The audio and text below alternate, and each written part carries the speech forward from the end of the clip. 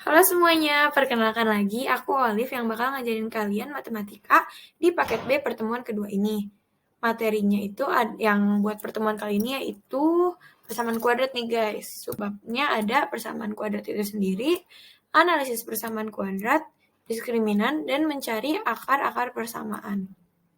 Nah, buat persamaan kuadrat ini, simpelnya ini merupakan persamaan parabola. Ini atau bisa disebut dengan persamaan parabola.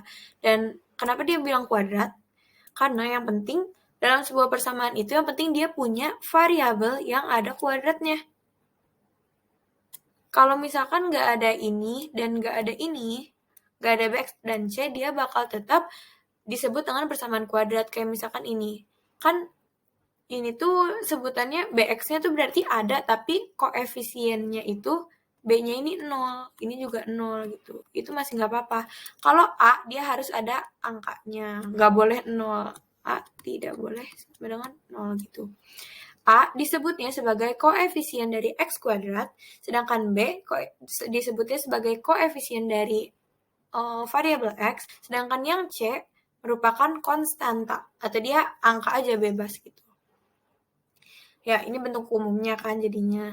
Terus, ini kalian harus ingat ya, karena ini selalu A x kuadrat plus bx tambah C. Gitu. Nah, sekarang kita masuk ke analisis grafik parabola. Ini sebenarnya nggak usah kalian hafalin, cuman biar kalian lebih tahu tentang grafik ini, kalian harus ya seenggaknya tahu lah gitu. Dari koefisien A, yaitu yang temennya x kuadrat kan ax kuadrat ya. Kalau misalkan A-nya positif, dia bentukannya bakal jadi ngadep ke atas. Kalau misalkan ini min ax kuadrat, A-nya itu negatif, berarti kurvanya bakal ngadep ke bawah gitu. Sekarang dari koefisien B, ini tuh yang temennya bx gitu kan, yang kedua. Kalau misalkan A sama B dikaliin, ya kan tadi ada ax kuadrat sama bx. Kalau misalkan si A sama si B dikaliin hasilnya 0, hasilnya kurang dari 0, berarti titik puncak, mana sih titik puncak tuh? Nih, titik puncak itu yang ini. Yang pokoknya yang ada di titik puncak gitu kan, yang paling atas, yang paling maksimum ataupun paling minimum gitu. Titik puncaknya kalau misalkan A kali B kurang dari 0, dia ada di sebelah kiri. Di sebelah kiri sumbu Y, sumbu Y-nya kan yang ini. Sedangkan kalau misalkan B-nya 0 alias A sama A kali B juga sama dengan 0, dia titik puncaknya ada di sumbu Y itu sendiri. Kalau misalkan titik puncak A kali B itu lebih dari 0, titik puncaknya ada di sebelah kanan sumbu Y gitu.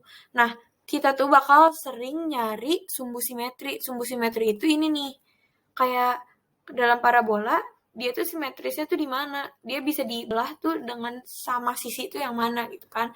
Jadi kita bisa nyari persamaannya itu X sama dengan min B per 2A. Gitu. Jadi dia bakal nemuin si titik-titik tengahnya ini di sini gitu kan. Yang ini gitu. Terus dari koefisien C, yaitu kalau misalkan C-nya lebih besar dari 0, dia memotong sumbu Y positif. Dia ada di atas di sini nih, antara di sini atau nggak di sini, terserah. Kalau misalkan C-nya sama dengan 0, dia memotongnya di sini. Dan kalau misalkan C-nya lebih kecil dari 0, dia motongnya sumbu Y yang negatif. Gitu. Ini sekali lagi nggak usah kalian hafalin, cuman biar kalian lebih paham. Jadi cukup tahu aja gitu. Nah, sekarang diskriminan atau yang biasa disebut juga dengan determinan. Jadi, diskriminan itu adalah suatu nilai pada persamaan yang membedakan banyaknya akar persamaan itu sendiri. Banyaknya akar persamaan itu sendiri. Kalau misalkan diskriminannya kurang dari 0, dia enggak memotong sumbu X. Lihat ini. Dia enggak memotong sumbu X. Kalau misalkan diskriminannya sama dengan 0, mohon maaf, ini lebih kecil daripada 0. Ini juga sama aja kalau misalkan yang ngadep ke bawah. Kalau misalkan diskriminannya lebih kecil dari 0, dia nggak memotong sumbu X. Kalau sama dengan 0, nih, dia memotong sumbu X pada satu titik. Kalau misalkan diskriminannya lebih dari 0, si kurvanya itu memotong sumbu X pada 2 titik yang berbeda. Gitu. Nah, ini kalau misalkan ngadep ke atas berarti dibilangnya tuh definite positif. Kalau ngadep ke bawah berarti disebutnya definite negatif. Nah, diskriminan itu sendiri punya punya rumusnya, yaitu D sama dengan B dikurang min 4AC. Ini kenapa nggak bisa sih? D sama dengan B min 4AC. B-nya dari sini, terus 4-nya emang dari rumus, terus A, terus C. Nah, sesuai yang tadi aku udah jelasin, diskriminannya kalau misalkan lebih besar daripada 0, dia punya 2 akar nyata yang berlainan. Tadi kan yang satu ada di sebelah sini, yang satu ada di sebelah sini kan. Kalau misalkan dia diskriminannya sama dengan 0, dia punya 1 akar nyata sebenarnya. Dua akar yang sama, jadi kita sebutnya sebagai satu aja gitu kan. Sedangkan kalau misalkan dia diskriminannya lebih kecil daripada 0, dia cuman punya akar imajiner alias akarnya tidak nyata atau tidak real. Terus ini juga sifat-sifat dari persamaan kuadrat. Kalian cukup kalau mau ngafalin ya silakan, tapi kalau enggak juga nggak apa-apa. Jadi aku juga sekarang cuman naruh aja ini di sini tapi nggak aku jelasin gitu. Oke, sekarang kita masuk ke mencari akar persamaan. Akar persamaan itu apa sih? Jadi, kalau misalkan kita punya kurva kayak gini nih. Akar persamaan itu, kita nyari titik potong si kurva dengan sumbu X. Jadi yang dimaksud akar persamaan tuh ini. Itu guys. Dan cara nyarinya tuh gimana? Pertama, Anda bisa pakai faktorisasi, dan yang kedua ada rumus ABC. Nah, kalau misalkan faktorisasi, ngejelasinnya aku nggak bisa pakai kata-kata, tapi intinya tuh kita harus mencari faktor-faktornya. Jadi yang kita harus cari faktornya adalah ini nih. Si X ini kan dia punya koefisien 1. Dan faktor dari 1 itu cuman ya 1 dikali 1 doang gitu ya kan.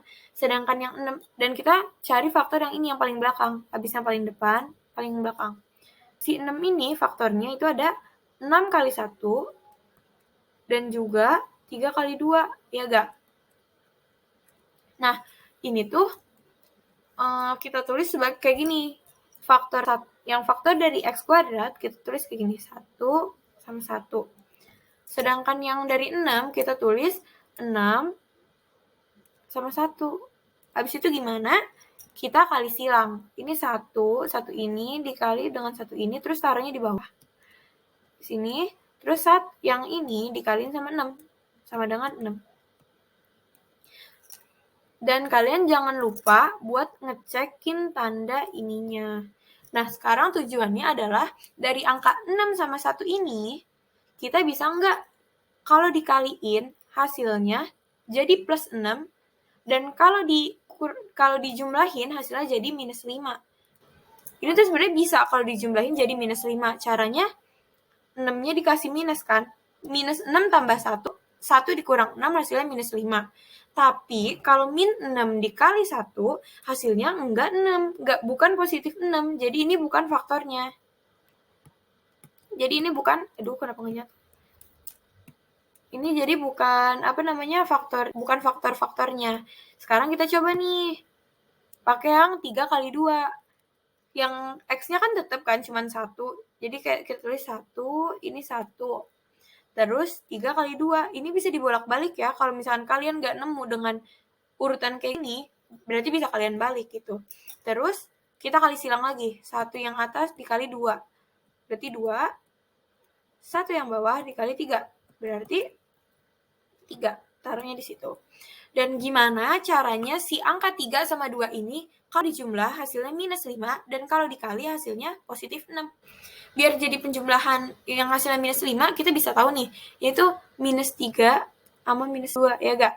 Minus 3 tambah minus 3, minus 2 itu berapa? Kan minus 5 kan? Berarti benar yang ini minus 5. Terus min 3 dikali min 2, minus kali minus apa? Positif. Terus 3 kali 2, 6. Berarti hasilnya 6. Berarti ini adalah faktor-faktornya. Jadi kita tulisnya gimana? Kalau kita taruh minus di sini, berarti kita taruh minus juga di sini. Kalau kita taruh ini juga sama minus. Kalau yang tadi ini kan di sini positif kan, jadi kita taruh positif di sini, ini minus gitu. Terus ini tuh si barisan ini faktor dari X, ya kan? Jadi kita tulis X min 3, X min 2. Jangan lupa sama dengan 0. Tapi ini bukan akar persamaannya. Akar persamaannya itu kita tulis lagi. X1 sama dengan, kan ini minus 3 sama dengan 0. Jadi kita pindah ruas. Min 3 dipindahin ruas jadi 3. Terus yang keduanya, pindah ruas jadi X min 2 sama dengan 0. X sama dengan 2 gitu. Jadi ini dia akar persamaannya gitu. Ini juga kalian bisa coba sendiri dengan cara yang sama ya. Ini kan faktornya ada berapa, ini juga faktornya ada berapa. Dan kalau yang ini faktornya bisa banyak nih, kalian bisa nyobain berkali-kali kan. Ini bisa 1 kali 2, bisa 1 kali 2, ini bisa 3 kali 4, bisa 2 kali 6. Terus di sini juga bisa 2 kali 3 atau enggak 3 kali 1. Ini kalian bisa nyobain ini sama ini, terus ini sama ini gitu. Kalian bisa coba banyak gitu kan. Dan aku mau kalian nyoba sendiri nanti ini. Terus kedua pakai rumus ABC. Nah, rumus ABC itu kita pakai kayak gimana sih? Ini panjang banget rumusnya. Tapi ini tuh malah menggampangkan kalau misalkan dia punya diskriminan yang lebih kecil daripada 0. Kalian ini ingat kan? Kalau diskriminan yang lebih kecil daripada 0, dia punya akar imajiner atau tidak nyata. Dia tuh nggak punya nih yang kayak ya tadi ini akarnya tuh 3 sama 2. Dia tuh nggak punya angka bagus kayak gitu. Dan gimana caranya? Berarti kita pakai rumus ini. Tapi kita coba dulu ya. Kan tadi yang ini X kuadrat min 5X tambah 6, kita udah coba cari pakai faktorisasi. Sekarang kita coba pakai rumus ABC. Jangan lupa ini tuh 1, koefisien A-nya, terus ini B, sama yang ini C. Jadi X1, 2 sama dengan minus B. Berarti ini kan B-nya minus 5. Dikasih minus lagi, jadi 5. Terus plus minus, dalam kurung, ini B kuadrat. Min 5 dikuadratin jadi 25. Minus 4, A-nya berapa? 1. C-nya berapa? 6. Terus per 2 kali 1. 2 kan. Gitu. Terus kita tulis deh.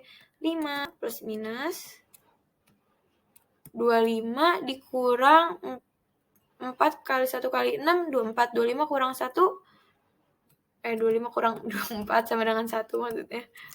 Sini 2. Ya kan, jadi 25. Akar 1 berapa? 1 kan. Kok ini 2 sih? Salah. 5 plus minus 25 kurang, tadi akar 1, 1, terus per 2. Ini maksudnya plus minus apa sih? Jadi yang pertama itu tuh kita kerjain dulu berarti yang plusnya. X1, jadi 5 plus 1 per 2. 5 tambah 1, 6. Bagi 2, 3. Sedangkan yang keduanya kita pakai yang minus. 5 kurang 1 per 2. 5 kurang 1, 4. 4 bagi 2, 2. Dan hasilnya sama kan? X1 sama dengan 3 sama 2. Nih, 3 sama 2. Betul. Nah, sekarang kita coba hapus. Kita coba yang ini kalian cobain sendiri. Dan yang ini tuh kita coba faktorisasi nih ya. 1 sama 1. Ini 7 juga kan prima kan. Jadi cuman 1 kali 7. Kita coba 1, 1, 1, 7. Kali silang, ini 7, ini 1. Bisa nggak dari angka ini kita ngedapetin minus 5? Kan nggak bisa kan? Ini nggak bisa pakai faktorisasi, jadi kita harus pakai rumus ABC. Dan hasilnya bakal kayak gimana? Kita tulis lagi. X1, 2. B-nya yang minus 5. Berarti kalau minus B, berarti kita tulis 5-nya aja. Terus positif plus minus akar B kuadrat berarti min 5 kuadrat 25.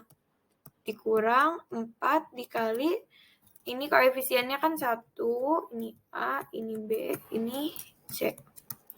Koefisiennya 1, terus 7 dikali 7 kan C-nya. Terus per 2 A. 2 dikali 1, ya kan? Terus 5 5 plus minus 25 dikurang 28. Berapa? 4 kali 1 kali 7, 28 kan? 25 kurang 28, minus 3/2. Dan seperti yang kalian udah pelajari, kalau misalkan di akar, dia nggak boleh minus. Dalamnya itu nggak boleh minus. Ya kan? Jadi, kita bisa bilang ini tuh adalah akar imajiner. Akar imajiner. Dan ini udah nggak bisa diselesain lagi. Jadi akar-akarnya ya ini udah hasil akhirnya gitu. Udah deh, ini rumus ABC itu dipakai kalau misalkan diskriminannya kurang dari 0, yaitu persamaan yang gak punya akar real. Gitu deh guys. Jadi materi kita sampai sini aja. Terima kasih sudah mendengarkan. Kalau misalnya ada yang mau ditanya, jangan malu bertanya, oke? Terima kasih. Wassalamualaikum warahmatullahi wabarakatuh.